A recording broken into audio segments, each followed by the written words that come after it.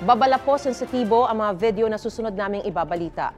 May ilan nang nasawi matapos masabugan ng paputok kabilang ang lalaking naputukan ng bombshell sa mukha sa Asturias, Cebu. May unang balita si Femari Dumabok ng GMA Regional TV.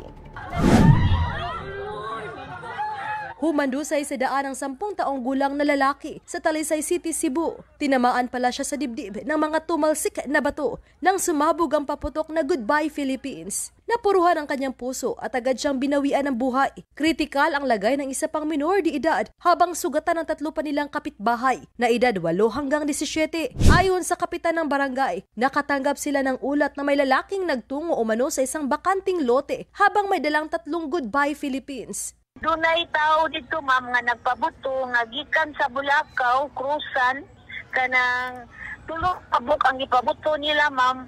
Nya ang usa wa mo boto. Ida sa mga bata dito sa ilaha.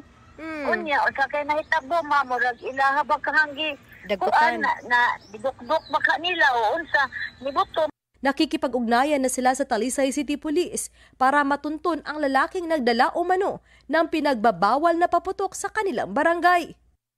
Nasabugan naman ng paputok na bombshell ang isang lalaki sa Asturias, Cebu. Dead on arrival siya sa ospital. Batay sa investigasyon ng pulisya, nilapitan ng biktima ang paputok at sumabog ito sa kanyang mukha.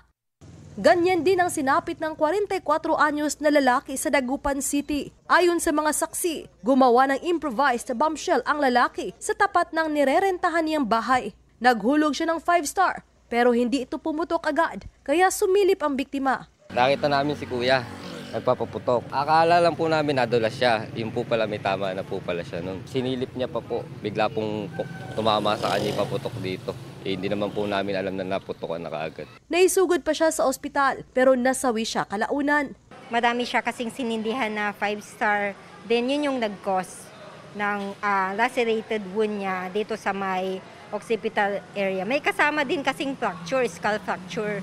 Siguro na siya, nabagok din. Siya ang ika-18 biktima ng paputok na dinala sa Region 1 Medical Center mula December 20. Pinakabata sa kanilang 8 taong gulang na lalaki sa San Fabian, Pangasinan na nasabugan ng buga noong December 30. Ito ang unang balita. Femari Dumabok ng GMA Regional TV para sa GMA Integrated News. Gusto mo bang mauna sa mga balita? Mag-subscribe na sa GMA Integrated News sa YouTube at tumutok sa unang balita.